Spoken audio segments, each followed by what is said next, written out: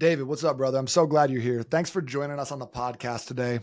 So, one of the reasons I brought you on, man, is because I know that you're literally someone who is doing the work. You work with clients on a daily basis.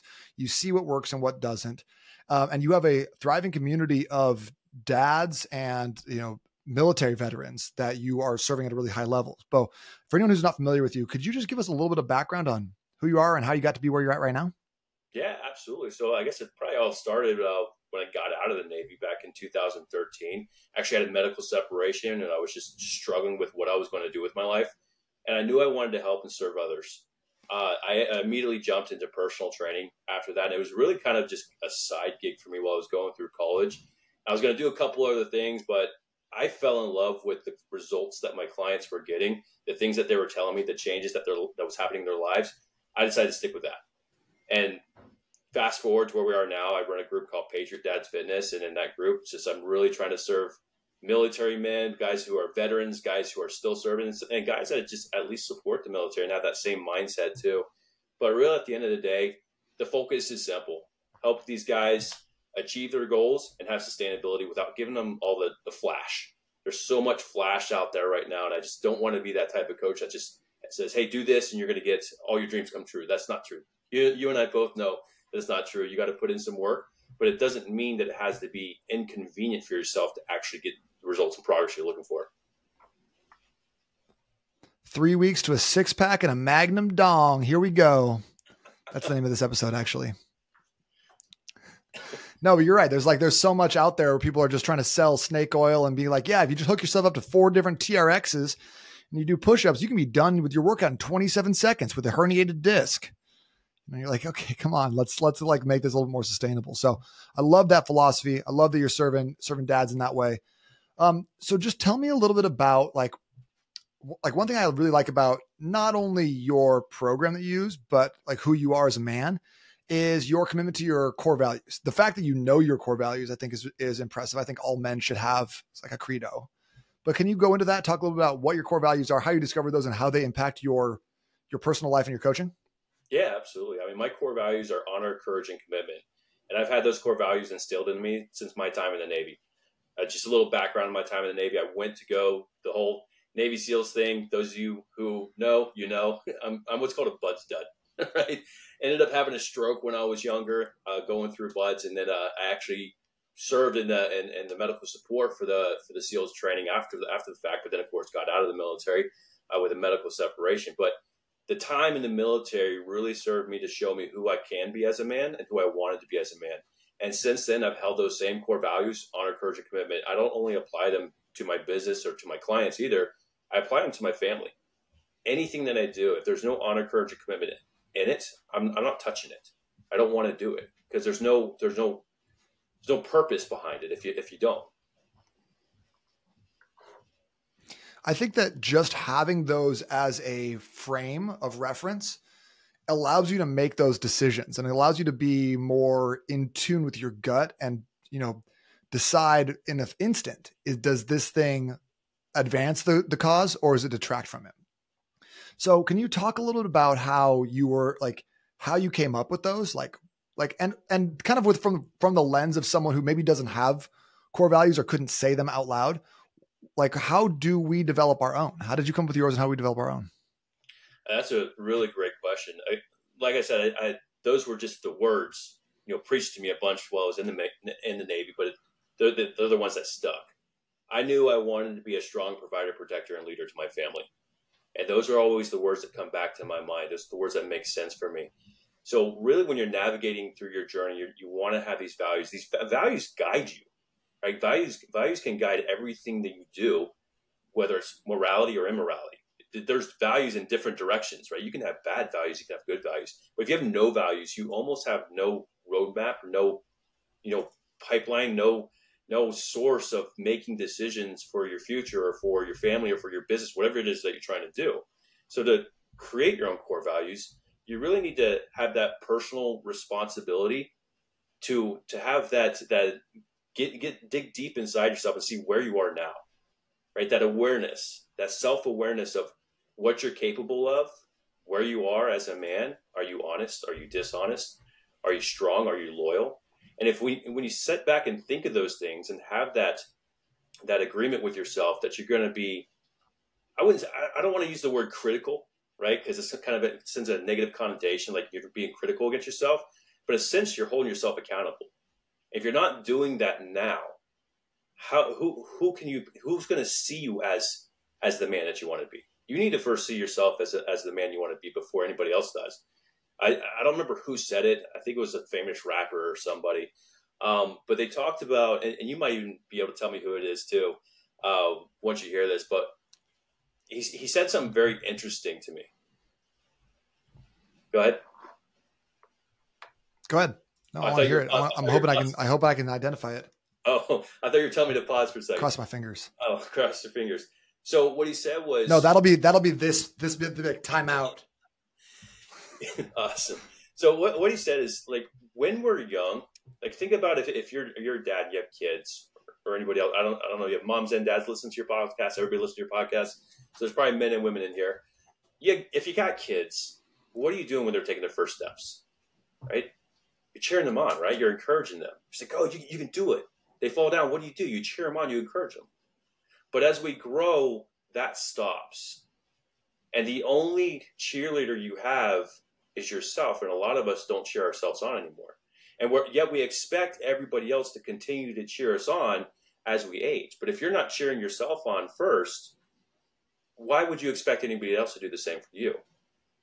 That's kind of a roundabout way to really tell yourself that you need that personal accountability. You need to be able to look inside yourself, see who you are, look in that mirror and say where you are right now in your stage of life, so you can decide and determine who do you really want to be and who do you want these people to see you as.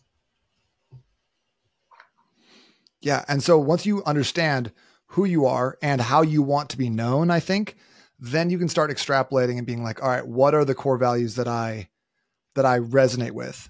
What are the things that I want to be known for? I think that's what kind of a critical question. At the end of your life, like what do you want people to say about you? At your eulogy or to your face. So I'm curious, like, how you take those core values now and instill them into your coaching program and then use those as a metric for success with your clients. Because it's hard to quantify courage, right? Absolutely. Absolutely. So the core values, I encourage my clients all to have their set of core values. A lot of them do, right? A lot of them do have some core values. They're coming from the military. They remember their core values there. A lot of them just need a reminder, right? But at the end of the day, that's one of the first things that I teach. The first things that it teaches and how many push-ups or planks can you do, right? I don't teach how much protein can you eat. I'll still teach that stuff. But the first thing I try to really resonate with my clients is, who do you want to be as a man? Who do you want to be as a husband? Who do you want to be as a father? Like, why are you doing this? If we're not really diving into why, then it's really hard to get there. A lot of people just do, right? And there's nothing wrong with doing. We want to do. We want to get stuff done. Otherwise, you're just sitting on your butt eating Doritos and watching TV all day long, right? But if you don't know your why, it's really hard to get past any complacency that might pop up. It's really hard to get past any distractions that might come up. You really need to have that why do you need to do this? And I have a conversation like this all day long. I'll talk to someone and I'll say, hey, what are you trying to do? And they'll say, oh, I'm trying to lose some weight. I say, why? Well, because I want to fit in my clothes again. And I'll just keep asking, well, why do you want to fit in your clothes again? And we'll work it all the way down to their core reason why. Now they're telling me, like, I want to just live long enough to see my grandkids. I want to walk my daughter down the aisle. I want to be able to dress in my dress blues again at my daughter's altar while I'm giving her away. That's so much more powerful than I just want to look good with my shirt off at the beach, or I just want to be able to fit in these old pants again. Really try to dive into what your why is. That's also going to help you navigate to what your core values are, and it's going to continue pushing you forward to the goals that you're looking for. I think you can extrapolate that into, not outside of even fitness. It's like, well, you want to make more money. Why? You want to be a better husband. Why? And then if you're really honest with yourself and you can ask yourself those hard questions, you can really drill down. I have that same conversation all the time. And I always tell people, I'm going to ask you a bunch of annoying questions because you think you know the answer, but the best thing I can do to serve you right now would be to really get into what that answer is. And like, I hear all the time from especially from men, they're like, I want to be the man that I never had growing up. I want to show up for my family in a way that I had never had access to. And I think that you mentioned like knowing your why and knowing your core values is a way of combating complacency and plateaus. But I also think it's a way of combating achieving your goals. Because you work with mostly men, so I don't know if you had this experience, but brides are the best clients ever until the wedding. And then after the wedding, they fall off completely. And that's true 100% of with 100% of the brides I've ever worked with. They were amazing clients. And then right afterwards, they're off the rails completely. But if you have that bigger goal, you realize there's really no finish line. You realize the ending of one goal is the runway for the next goal. And if you have that better idea of like, I want to be the man that my kids deserve, you realize that's not a 12-week program or a 6-month program or some diet. It's a billion little choices that you make each and every single day. Yeah, absolutely. Absolutely. And you should really be stacking those goals. I mean, I love talking about stacking goals. If you're leaving those gaps in between those goals, whether it's a week that you plan, like you get to a goal and all of a sudden you're like, hey, you know what? I'm going to go this week. I deserved it. I achieved this. What does that week turn into? It's going to turn into 2 weeks, 2 months, 2 years. And then you're right back where you started. Yep. Right? You really got to stack those goals. If you're like a dad out there is like, hey, I want to walk my kid down the aisle. Well, before you walk your kid down the aisle, you should already have a goal that you want to do something with the grandkids. Like you should have the next goal already ready for you to go so you can start working on that after you cross off a goal. Always striving forward, always looking to the next step, always making that self-improvement for yourself, because the second you stop, that's the second that this, like we talked about earlier, stops for yourself, right? Because remember, there's no one there cheering you on. You can have people cheering you on, but your best cheerleader is going to be yourself. Your best cheerleader is going to be the person that's looking at you in the mirror saying, you got this.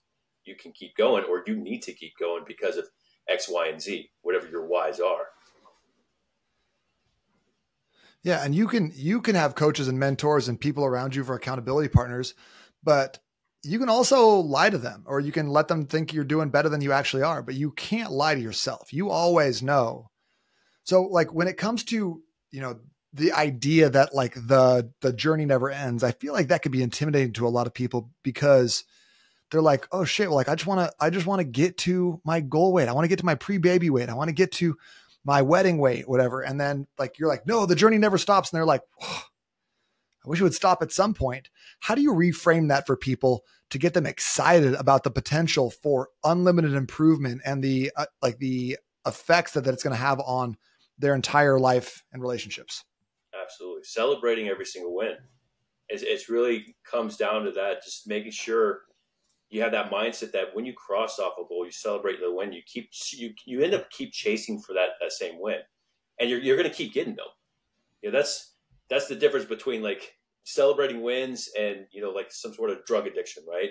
They keep chasing something that they're never going to get, whereas your goals, you're going to get each of those goals and get that feeling, that euphoria feeling that you get when you achieve that goal. But now you have the mindset like, hey, this one's coming up next. I'm going to cross off this goal. I'm going to get that same satisfaction from this. And it's going to just give me that self-improvement every single time. So if you're celebrating everything that you're doing and creating an excitement factor around your goals, okay? A lot of people tend to, they'll set goals and they'll set high expectations, super high expectations of how to achieve them. And that's what really probably beats most people down. I think a lot of people, especially around like January 1, they're going to sit there and set goals, and they're going to sign up for a gym, and they're going to go to the gym like 5-6 times a week. And I'm trying not to sneeze, apologize. They're going to go to the gym like 5 or 6 times a week. They're going to go on some perfect meal plan out there. They're going to, whatever diet plan. The list just goes on and on and on. And they set their expectations so high up here that they can't get to it. They can't get to that first goal. Instead of just kind of weaving in, how does this fit my lifestyle, and how do I create an excitement factor for this? My workouts, there's tough workouts I do, but most of my workouts, there's a lot of fun aspects to it. I found a way to keep my body in shape by enjoying exercise. I'll tell you right now, A lot of people give a lot of guys crap for having like, smaller legs because they're missing leg day. Who likes squats all the time? There's only a small number of people who likes doing squats. But we give this mentality to the guys like, if you're not doing barbell back squats and you're not making any progress, screw that. If it's going to keep you from going to the gym, don't do barbell back squats. Grab a dumbbell, do goblet squats. Do some lunges. Do something that's going to get you there. Do something that's fun with your kids.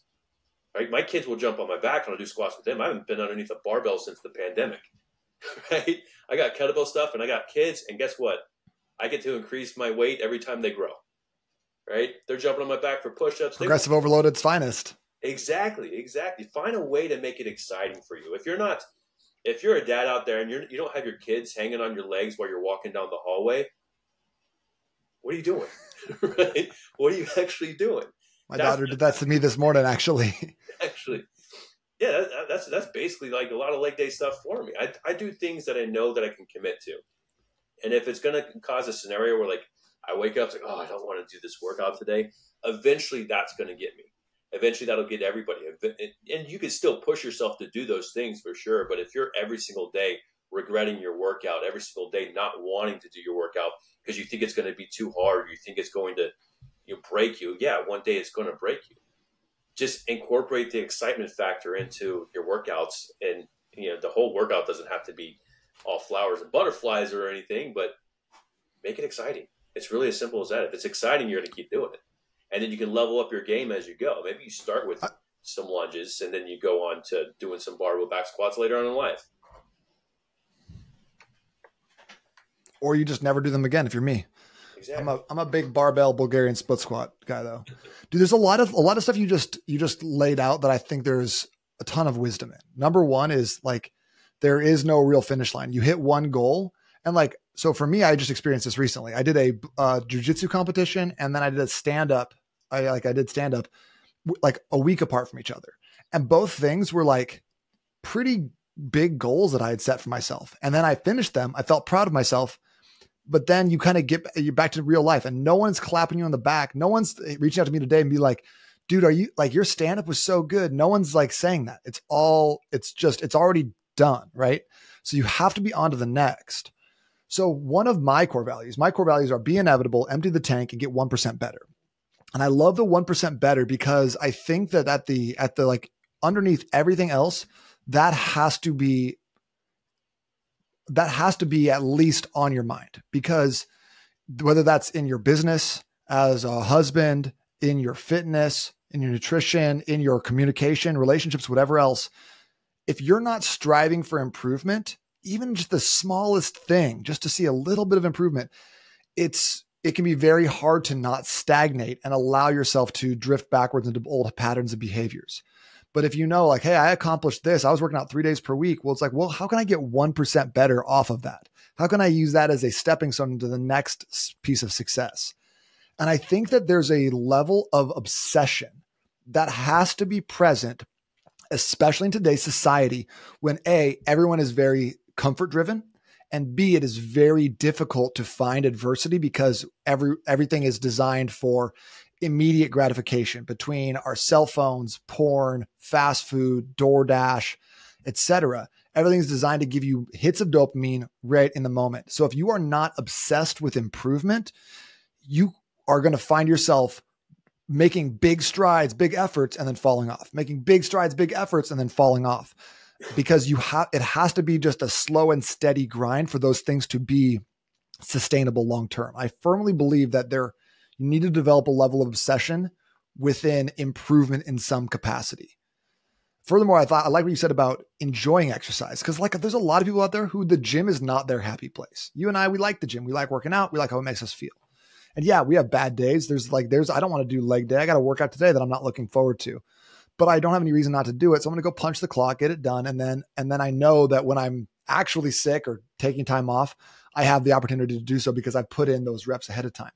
But I also feel like do pickleball, go for walks, do jujitsu, do something that you like that also puts an emphasis on physical capacity. And I'm a big proponent. I'm a white belt. So everything I do is always like, have you heard about jujitsu?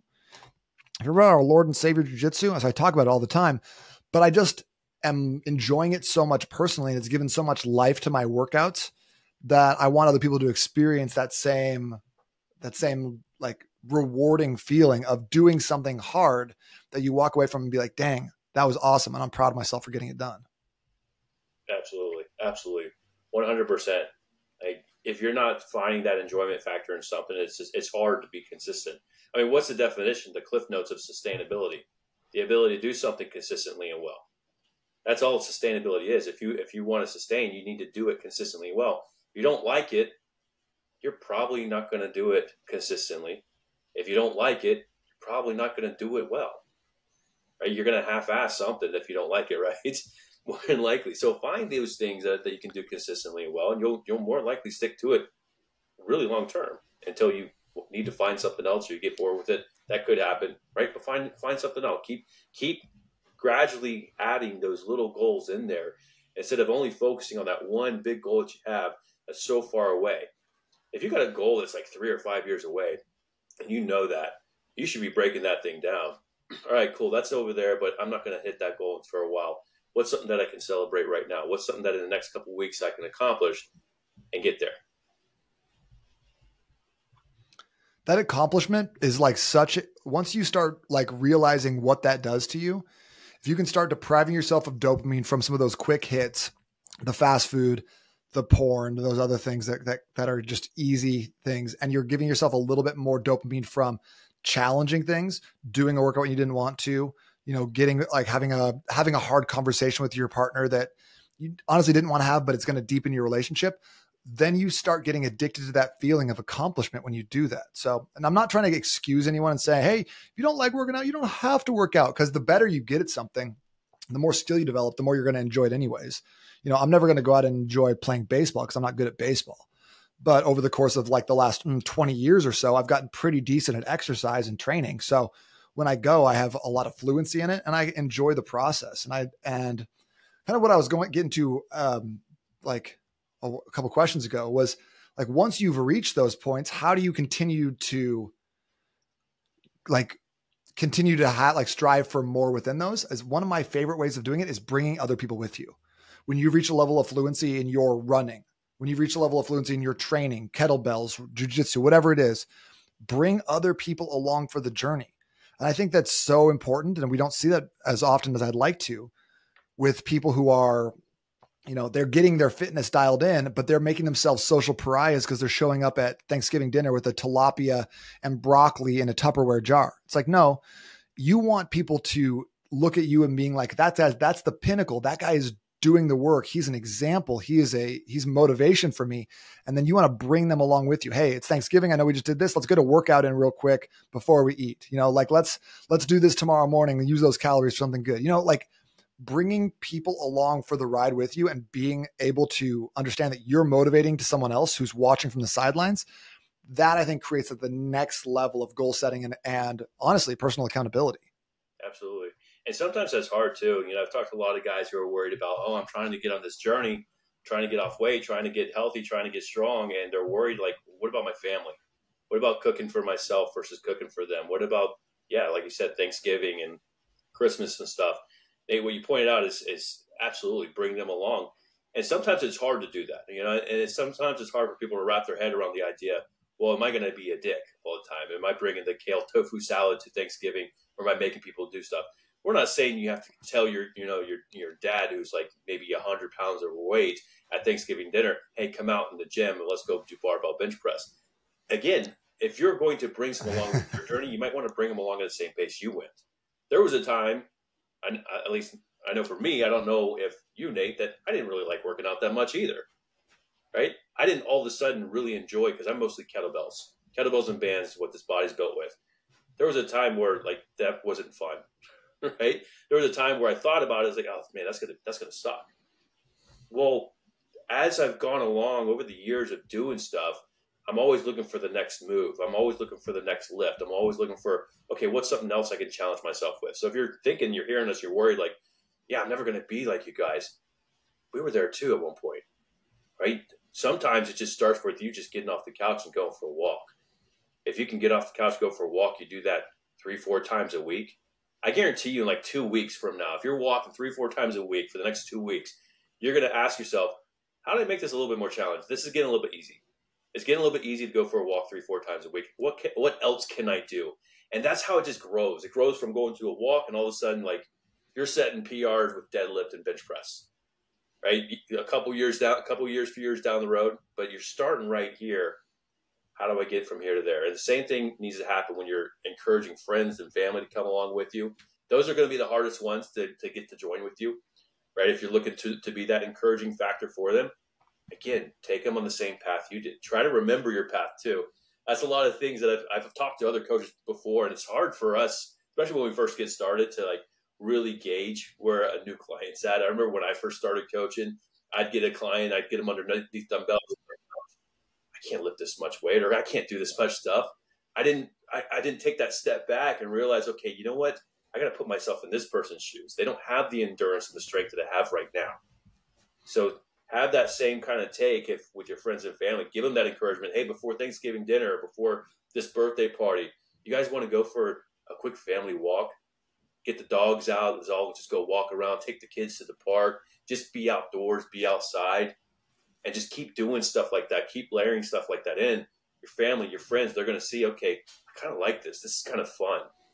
This is a lot more fun. Just going to the park, watching my kids play. It's a lot more fun than sitting on my couch with the TV on, telling them to be quiet and play with the Legos.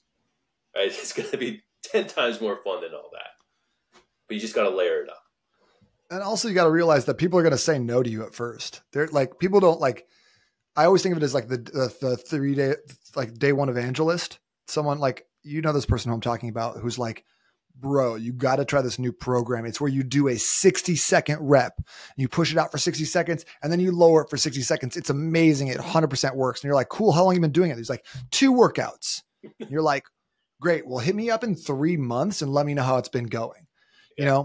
So like people are always looking at you and they're like, are you really for real? Are you about that life? So you got to just keep inviting them and keep inviting them. Like I think about my wife was never really a big reader. She'd sit in bed and scroll her phone. Always a little annoying to me. Nothing wrong with it, but I just wanted her to like read a book or something. So I've read a book at night every night since 2015. And 7 years later, she's like, what I should do is start reading. And I was like, wow, what a great idea. That sounds fantastic. And last year she read 105 books. So like just remembering also like the consistency is not just for us. The consistency is the example that we're setting for the people that are looking up to us. And if you're a dad, that's doubly important because your kids are literally watching you. And, every single parent that's listening to this right now understands that more is caught than taught, So why would you scream out, like you drop something on the ground, you're like, shit. And your kids are like, shh, that's a cool emphasis on that word. It's a cool word. I'm gonna say that at school now. But you're like, you get a phone call. Yeah. But like kids are going to pick up the stuff that you do, not the stuff that you tell them. So if they're always seeing dad in the garage, grinding out workouts, getting it done, they're just like, yeah, that's what we do, So setting that tone, setting that example, I think is so critical as a man, as a husband, as a provider and a leader, that you like to not have a physical practice in any capacity is a massive detriment to your family. Absolutely. Period. Absolutely. And I will not be taking questions at this time. It goes back to a couple guys that I've talked to who said they kind of had that limiting belief, that excuse that they can't do something because their family is so important. I've talked to so many people about this, and it's hard to get this message relayed without offending the person, but there's offense behind it. There's kind of offense behind it. I get a lot this statement a lot where they'll say, if I go to the gym, I'm sacrificing time with them. If I start getting healthier foods, I'm sacrificing their joy.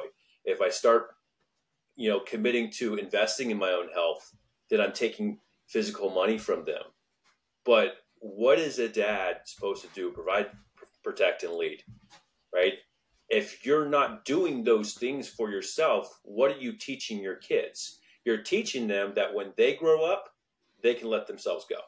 You're teaching them that when they grow up, they can eat like garbage. You're teaching them that when they grow up, they can't exercise and work out. That's just how life is supposed to be. The circle of life, you get older, you get fat, and then all of a sudden you just can't be healthy anymore. That's not it. That's not what you should be doing. You should be finding ways to, one, get them involved, right? The majority, the meat of my workouts happen in the morning, mostly with my bands. My girls are around during that time in the morning. Kettlebells might happen later on. Again, they're jumping on my back for push-ups. They're grabbing bands. They're shaking them around. I'm doing lat pull-downs on the doors, and they're just whipping them around doing something. But they're getting the excitement factor from exercise. They say, Dad, are you exercising? And they love it. They're getting something exciting happen in their brain, saying when they hear the word exercise, they think fun. There's a lot of kids out there these days. They hear exercise. They're like, oh, this is a drag. Why do you think kids like only want to have, one credit year that they need in high school for PE now? That's all they need. Something like that. 1 credit year that they need for PE now. And they see that as a drag. If you're not encouraging your kids to do more and move more, and you're not doing it with them, it's the same thing as trying to get them to eat healthy. No kid out there is eating broccoli just from you telling them and you not eating your own broccoli. You got to lead by that example. You got to show them the healthy life, because that's how you're providing for them and you're protecting them and you're serving them. 100%. And like that limiting belief you just described, that's the same thing as being like, oh, I don't want to tell my kid to turn off the PlayStation and go to bed because I don't want to take away from his experience with his friends. Oh, I don't want to tell my kids that they have to eat healthy foods because I don't want to take away from them enjoying the other foods. No, that's not what being a dad and a leader and a provider and a protector is all about. It's not always fun and glamorous. You don't always get to have the happiest conversations. You're a fucking leader. So lead, like when you were in the military, people weren't like, David, do you want to go for a run today? Would you like to get some physical activity? Would you prefer to line up? No, that's not how the world works. And that's not how, that's how we're raising a generation of entitled, spoiled brats who won't get off their computer. So if you're not actively having those difficult conversations and being an adult and a parent and instructing your kids and leading by example, you're not doing it right. And I mean, like, my kids are not that old. So, people who are like got 13-year-olds, 18-year-olds might look at this and be like, well, you don't know, blah, blah, blah.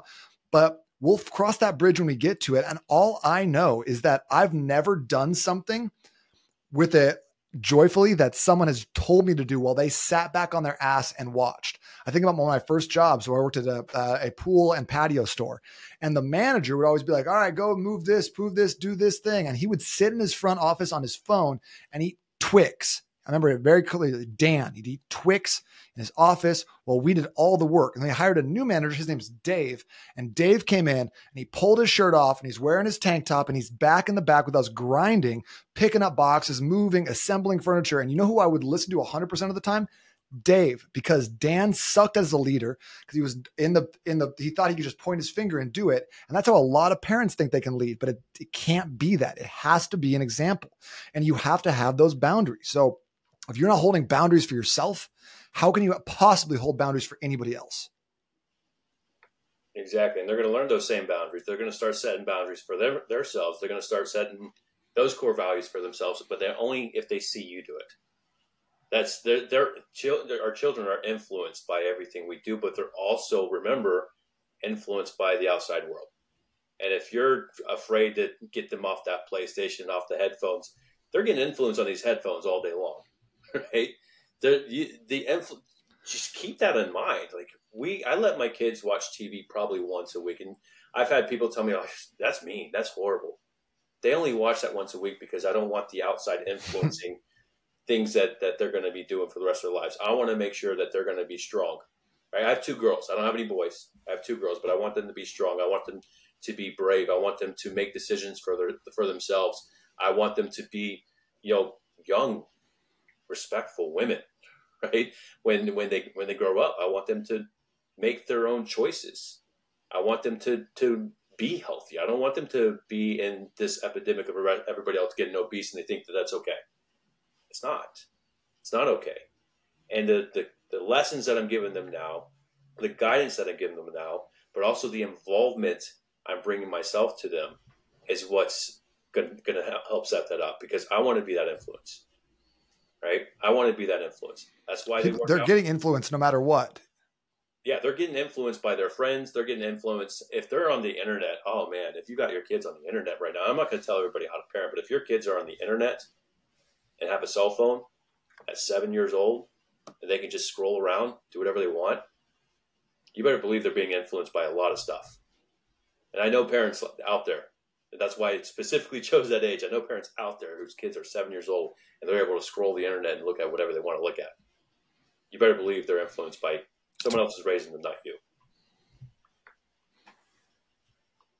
And I mean, like, you're going to have that no matter what, you know, especially as the older your kids get, the more outside influence they're going to have. So are you giving them strong boundaries when they're at home? Are you giving them the example they can follow? Did you give them enough of a base that they can resist those negative things because they have the morals and their family values? Or are they just floating around, just doing whatever's cool? It's like, I know if I was like 11 years old with on current YouTube, like I wouldn't be Googling like fun kid stuff, you know?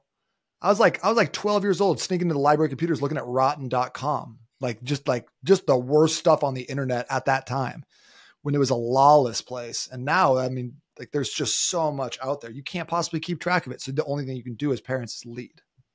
Absolutely. And that's what kids look for. And that's actually even what adults look for too. We look for direction. That's how we're built. We look for direction. Kids, more so than anything, they're looking for direction. Give it to them. Give them the direction. Give them the good direction, because they're going to find it somewhere else. They're going to find it in whatever video game they're playing. They're going to find it in whatever, mall. I don't know if any kids hang out at the mall anymore these days. Not like back. I don't think there's mall rats anymore. I was a little bit of a mall rat. I don't think that happens. Every mall I go by is like a ghost town now. You just drive by them. There's like weeds growing in. But they're all looking for influence. Everybody is looking for some sort of influence, some sort of path, some sort of next step. Help give them that guidance, but also you can't give them that guidance until you got your own guidance, until you got your own next steps, until you got your own path that you want to go on. Figure that out. Right? Figure that out by figuring out who you want to be. And if you don't have it figured out, start there. Start figuring out who you want to be, what you want people to say about you. Develop those core values, and then find that mentor, find that coach, find that person who can help lead you to the outcome that you're looking for so you can lead the people around you. I think that's critical, and it's an often overlooked step when people want to get healthy or lose weight. We miss the bigger picture for the smaller pant size. Absolutely. Absolutely. And that's kind of how communities work, isn't it? Outsourced to everybody else. Mm-hmm. I'm not going to start doing, I did plumbing a long time ago, but let's say I never did. I'm not going to start learning plumbing all of a sudden if my toilet breaks, right? If it all of a sudden breaks down, I'm going to find someone. A lot of mistakes people make is they try to think, and I hear this a lot, is they want to be the lone wolf. And so many people think it's so cool to be the lone wolf, mm-hmm. right? It's so cool. Oh yeah, I'm a loner. I'm a lone wolf. I can take care of this myself. Okay, one, we're pack creatures, right?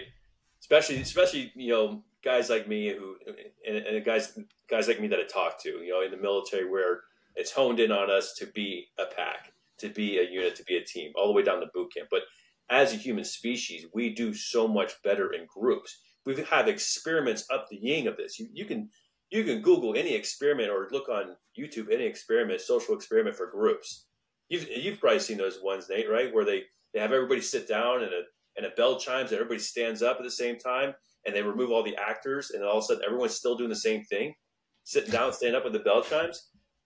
It's ingrained in us to be units. It's ingrained to us and us to be part of groups, but part of supporting one another. We do so much better when we have accountability and support. So much better. But again, that's another tool. It goes right along with, you need to give yourself that accountability support too. It goes right along with, you need to give yourself that encouragement so that other people can. Because if you're not doing it, they got no reason, right? These people over here have no reason to cheer you on if you're not cheering yourself on. You ever run into somebody that's like a really down, really loner all the time? And maybe you have a relative out there, like every time you see this person, it's just such a drag. Always talking about something sad. Always saying he's going to therapy, doing this and that. You want the best for him or her, and you want to talk, no, it's going to be okay. But no matter what you say, it's always a drag. It's exhausting, right? It's exhausting. You start feeling and this is what I'm trying to tell you. You start feeling what other people are feeling about you. No one's going to encourage you, just like you feel like it's hard for you to do the extra work to encourage that person. Imagine what the people around that person's workforce is like. wherever job they have or other friends they have. They're more likely trying to avoid that person. I don't want to go around this person because it's just going to be a drag. Don't be that drag. Lift yourself up first, and other people will start rallying around you too. Hey, you're doing great. Hey, excellent. And they're not even going to rally around you. You start making more improvements. They start asking you questions. Hey, how'd you do that? How'd you get there? You were here, but how'd you get there? Can you show me? And then all of a sudden, communities are built that way, right? All of a sudden, accountability, support, right? We all need that. Nobody's a stranger to that. Nate and I both have had accountability and support ourselves, right? I've had accountability and support. I've had not only a business type of coach, but I've also had a trainer myself. I wanted to get into kettlebells. Guess what? I hired a kettlebell coach. This was only back in 2020. I liked kettlebells before that, but I wanted to get really proficient at it. I hired myself a kettlebell coach. Right? He's awesome. I still follow him on Instagram. I still look at new things that he's doing. At least like once or twice a week, I try to find a new exercise that he's doing and just do that as part of like my special workout that I do on like Saturdays. It's a new exercise. It makes it fun for me. Nobody's a stranger to needing accountability and support and that extra help. Nobody's a lone wolf. And look at the animal planet too, or the animal kingdom. What happens to that lone wolf? Doesn't he like starve and die? Right? Isn't that what happens to wolves when they go lone? Like the packs last a lot longer. They raise the young and they hunt together and they bring down the big game. And the lone wolf, he either finds some new pack or he just dies. Yep. You're 100% right about that. No one is immune from needing accountability, support, and community. David, so much wisdom, so much information that was really, really powerful that in what you just said. Where can people follow up with you, connect with you on social media? Yeah. So I have a Facebook group for those of you that are, busy Patriot dads and you're looking for a community. I've built a community of about 5,000 people in there right now. I think at this point, Patriot Dads Fitness on Facebook. You can go check that out. You can find me on Facebook. You can just type my name. I think it's facebook.com/MDF coach is what my handle is there. I am on Instagram. I'm not on there as much, but I'm actually going to make a commitment this year to being more accountable to that and post some more stuff on Instagram as well. But those are the social medias you can find me on. You can find me on LinkedIn too. I do have a LinkedIn profile. I don't really know what my handle is. I'm not on there a whole lot either. But Facebook and Instagram, if you guys want to find me on there, you can definitely find me. Ask me questions. I love having conversations with anybody. Awesome, man. Thank you so much for your time today, brother. It was awesome to talk with you. Awesome, man. It's good to see you too, man.